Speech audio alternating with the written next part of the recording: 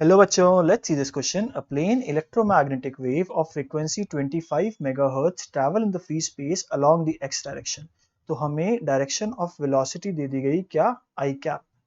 At a particular point in space, the electric vector is, so हमें E vector की value दे दी गई 63 volt पर metre और हमें क्या निकालना है, B वेक्टर निकालना है.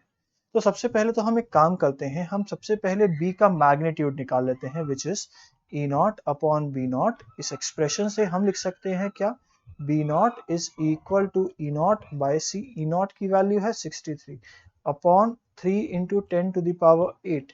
कितना आ जाएगा यहाँ पे 2.1 into 10 to the power minus कितना लिख माइनस ऑफ 8 ऊपर हो जाएगा, यानी माइनस ऑफ 7. ये तो क्या आया, B नॉट आया. ये तो क्या आ गया भाई, ये तो आ गया हमारे पास B नॉट. लेकिन परेशानी ये है कि अब आगे कैसे बढ़ा जाए. अच्छा, यहाँ पर जो एक्चुअल में था, ये एक्चुअल में 6.3 था, तो यहाँ पर भी अगर हम देखा जाए तो यहाँ पे 8 आ जाएगा. ठीक है ना.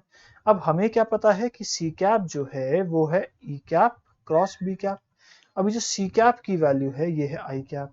ई कैप की वैल्यू हमें पता है कितनी है, यहाँ पे क्वेश्चन में गिवन थी जे कैप.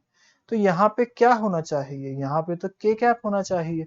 इसीलिए हम लोग कह देंगे कि जो मैग्नेटिक फील्ड है वो क्या है, के कैप की डायरेक्शन में है. बताओ क्या ही समझ में आया. अगर ही समझ में आया तो कौन सा ऑप्शन सही हो जाएगा, ए गलत हो गया, बी सही हो गया, ऑफ कोर्स यूनिट क्या आएगी टेस्ला, सी गलत हो गया, डी गलत हो गया. Hence the correct answer is option B. All the best.